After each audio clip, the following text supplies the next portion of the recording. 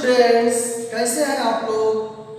आशा करते हैं इस लॉकडाउन की स्थिति में आप घर पर स्वस्थ और सुरक्षित होंगे और ऑनलाइन माध्यम से पढ़ाई कर रहे होंगे। प्रिय विद्यार्थियों, मैं संदीप सिंह, प्रवक्ता भौतिक विज्ञान JPIC डिजिटल स्टडी के YouTube चैनल पर आपका स्वागत करते हैं। प्रिय बच्चों, आज हम लोग इलेक्ट्रिक फील्ड में एक बहुत ही महत्वपूर्ण हेडिंग लेकर के पढ़ने वाले हैं, जिसका नाम है किसी बिंदु आवेश के कारण वैद्युत क्षेत्र की तीव्रता। किसी बिंदु आवेश के कारण, किसी बिंदु आवेश के कारण वैद्युत क्षेत्र की तीव्रता, intensity of electric field,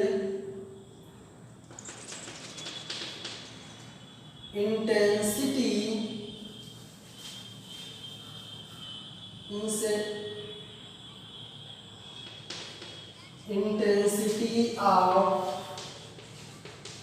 electric field due to a point charge. किसी बिंदु आवेश के कारण वैद्युत क्षेत्र की तीव्रता, intensity of electric field due to a point charge. प्रिय विद्यार्थियों, बहुत ही महत्वपूर्ण हेडिंग है, इसलिए बिल्कुल पूरे वीडियो को अंत तक आप देखेंगे तो पूरा कॉन्सेप्ट क्लियर हो जाएगा। देखिए बच्चों, आपको हम बिंदु आवेश की चर्चा कर चुके हैं। ऐसे वे विद्यार्थी जो हमारा पहला लेक्चर नहीं देखे हैं, बिंदु आवेश क्या है, और जो बच्चे जानते हैं बिंदु आवेश क्या है, आप नीचे कमेंट बॉक्स में उसको कमेंट कर देंगे। देखिए बच्चों, यहाँ पर ये माना कि कोई आवेश क्यों है जहां से r दूरी पर, मान लिया कि बिंदु O पर प्लस Q चार्ज रखा गया है, r दूरी पर एक बिंदु P है जहां वैद्युत क्षेत्र की तीव्रता ज्ञात करनी है। जहां क्या ज्ञात करनी है? वैद्युत क्षेत्र की तीव्रता ज्ञात करनी है। बिंदु आवेश क्या है? प्लस Q है। आपको हम पहले लेक्चर में बताए थे कि जहां पर हमको कोई भी सूत्र का निगमन करना हो, वहां पर हम लोग एक टेस्ट चार्ज प्लस Q0 रख सकते हैं। Q0 क्या है? Q0 एक परीक्षण आवेश है, टेस्ट चार्ज है। परीक्षण आवेश एक काल्पनिक आवेश होता है, इसको कभी भी वास्तव में प्राप्त नहीं किया जा सकता है। परीक्षण आवेश का कोई अपना वैद्युत क्षेत्र नहीं होता है, इसका अपना कोई भी वैद्युत क्षेत्र नहीं होता है। बेटे, अब यहाँ पर हम देखेंगे Q और Q0 के बीच में एक फोर्स लगेगा, एक बल लगेगा। ए भी पॉजिटिव है, ए भी पॉजिटिव है, और वो बल क्या लगेगा? इस दिशा में लगेगा, प्रतिकर्षित करेगा। क्या करेगा? प्रतिकर्षित करेगा। क्योंकि आपको हम बताए हैं किसी आवेश अथवा आवेश समुदाय के चारों ओर का वह क्षेत्र विद्युत क्षेत्र या विद्युत बल क्षेत्र कहलाता है। तो इस आवेश के चारों ओर का वह क्षेत्र, इसके विद्युत क्षेत्र के कारण इस आवेश पर एक बल F लगा। बेटे, जब बल F की दिशा ये हुई तो आपको बताए थे विद्युत क्षेत्र की तीव्रता की भी दिशा वही होगी जो बल की दिशा होगी। जो बल की दिशा होगी वही विद्युत क्षेत्र की तीव्रता की भी दिशा होगी। यदि हमको इसको लिखना रहे तो कैसे लिखेंगे आप इसको देखिए। माना एक बिंदु आवेश। बेटे लिखना बहुत आसान है लैंग्वेज, जिस प्रकार से हम लोग चित्र बनाते हैं उसी प्रकार से लिखना है बस। माना एक बिंदु आवेश बिंदु ओ पर प्लस क्यू रखा गया है। बिल्कुल वही रखा गया है, जितना हम किए हैं वही लिखेंगे। इस बिंदु से आर दूरी पर एक बिंदु आवेश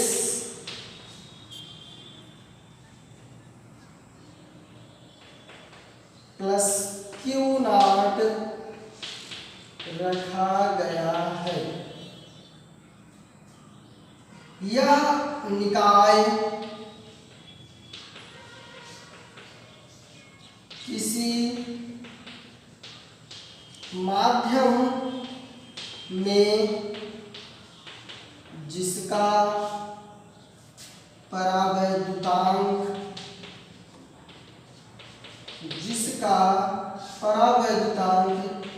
के है रखा गया है। ये आपने देख लिया। बस वही बात यहाँ पर आपको बताई गई जो आप पहले से जानते थे। अब कूलाम के नियम के अनुसार वैद्युत बल लगा, या कूलाम के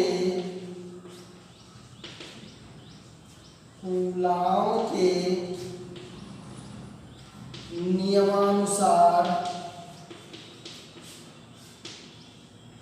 क्यू नॉट पर लगने वाला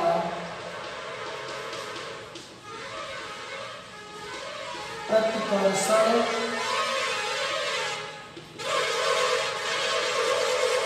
वैद्युत बल, कूलाम के नियम अनुसार जो क्यू पर प्रतिकर्षण का जो वैद्युत बल लगा वो क्या होगा, आप सूत्र जानते हैं।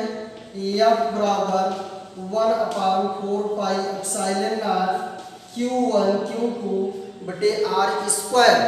देखिए बेटे यहाँ पर Q1 Q2 ये सूत्र का है, यहाँ पर एक चार्ज Q है और दूसरा Q नॉट है, तो इसको हम लिखेंगे Q नॉट बटे R स्क्वायर। बिल्कुल समझ में आया। समीकरण 1 बना दिए। क्या बना दिए बेटे? समीकरण 1 बना दिए। हम आपको एक सूत्र बताए हैं, हम जानते हैं वैद्युत क्षेत्र की तीव्रता E बराबर F/Q नॉट। इस समीकरण 2 हो गया बेटे। समीकरण 2 में समीकरण 1 का मान रख देंगे। यहाँ आप देखिए समीकरण 2 में समीकरण 1 का मान रखने पर देखिए E बराबर समीकरण 2 में हम F का मान पुट कर देंगे, रख देंगे। देखिए यहाँ पर हो जाएगा E बराबर बेटे F वही है, यहाँ पर आप वेक्टर लगाएं या ना लगाएं, फोर्स क्या है, ये तो ऑलवेज सदिश राशि है, इसलिए यहाँ पर वेक्टर लगाना आवश्यक है। और यदि आप नहीं भी लगाए हैं तो क्या है, वो ऑलरेडी सदिश राशि ही है। E बराबर F का मान 1/4 पाई एप्सिलॉन 0 Q नॉट बटे R स्क्वायर। यहाँ बटे में क्या है बेटे? Q not. ये Q नॉट यहाँ लिख देंगे। Q नॉट से Q नॉट क्या हो गया? कैंसिल हो गया। E बराबर 1/4 पाई एप्सिलॉन 0 Q बटे R स्क्वायर। ओके बेटे, यहाँ पर आप देखिए एक छोटी सी गलती हो गई। परावैद्युतांक के है, परावैद्युतांक के है, तो एप्सिलॉन 0 के बाद भी क्या लगेगा, के लगेगा। यहाँ भी क्या लगेगा, के लगेगा। यहाँ भी क्या लगेगा, के लगेगा। आप ये देखिए, ओके। ये आपका हो गया E बराबर मात्रक इसका न्यूटन बटे कूलाम होता है। क्या मात्रक होता है, न्यूटन बटे कूलाम। E बराबर 1/4 पाई एप्सिलॉन नॉट के क्यू बटे आर स्क्वायर। आपको बताए थे यदि यही सिस्टम आप एयर में ले जाएंगे तो के का मान एयर में कितना होता है, 1 होता है। E बराबर हो जाएगा 1/4 पाई एप्सिलॉन 0 क्यू बटे आर स्क्वायर।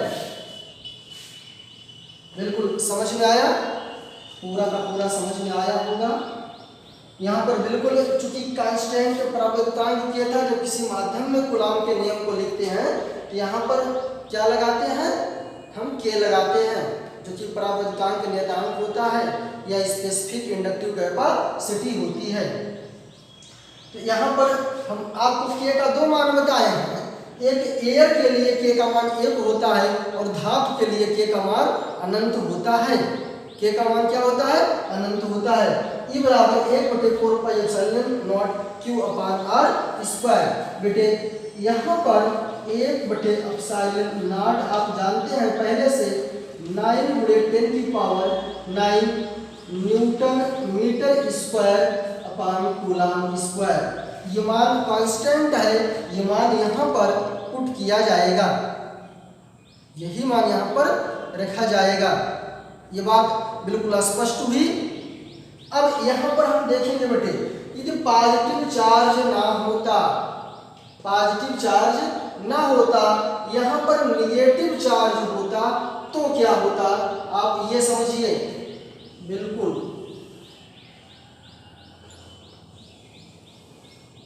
ये देखें बेटे, यहाँ निगेटिव चार्ज होता, इससे r दूरी पर एक बिंदु P, यहाँ परीक्षण आवेश Q होता, तो ये माइनस था और ये प्लस था, कि बल इस दिशा में लगाता, वो P दिशा में लगाता और यह आकर्षण बल होता, और तो इलेक्ट्रिक फील्ड की दिशा भी यही होती, P से O की दिशा, P से O की दिशा ही किसकी होती, बल की होती, और यही दिशा इसमें इलेक्ट्रिक फील्ड की होती। मान तो यही इतना आता, लेकिन दिशा उसकी बदल जाती, P से O हो जाती, और जबकि इस चित्र में क्या है, O से P दिशा है। यहाँ पर क्या दिशा है बेटे, O से, आप ये देखें यहाँ दर्शा दे रहे हैं, इसका मतलब O से P की दिशा है। और यही यदि माइनस चार्ज होता तो बिल्कुल मैग्नीट्यूड यही रहता, उसमें कोई परिवर्तन नहीं होता, लेकिन जो दिशा हो जाती T से O हो जाता, जो कि आपने देखा, क्योंकि वहां पर आकर्षण बल लगता।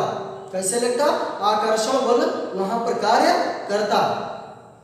बेटे यदि किसी स्थान पर अलग अलग आवेश Q1, Q2, Q3, Q4, Q5, Qn इस प्रकार से यदि किसी स्थान पर आवेश हो, यदि किसी स्थान पर इस प्रकार से अनंत आवेश हो, तो वहां पर वैद्युत क्षेत्र की जो तीव्रता रहेगी वो प्रत्येक आवेश की ज्ञात की जाएगी। जैसे आपने एक आवेश का निकाला, उसी प्रकार से आप Q1 का ज्ञात करेंगे, Q2 का ज्ञात करेंगे, Q3 का ज्ञात करेंगे, अलग अलग प्रत्येक आवेश की ज्ञात करेंगे। वहां हो जाएगा E बराबर E1 plus E2 plus E3 plus E4 dot dot En। समझ में आया? मतलब प्रत्येक आवेश की अनुपस्थिति के कारण, प्रत्येक आवेश की अनुपस्थिति के कारण जो वैद्युत क्षेत्र की तीव्रता उत्पन्न होगी, वहां पर सभी तीव्रताओं का योग हो जाएगा।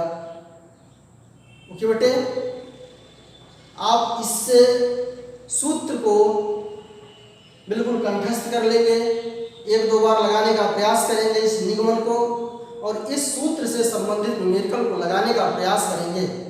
धन्यवाद।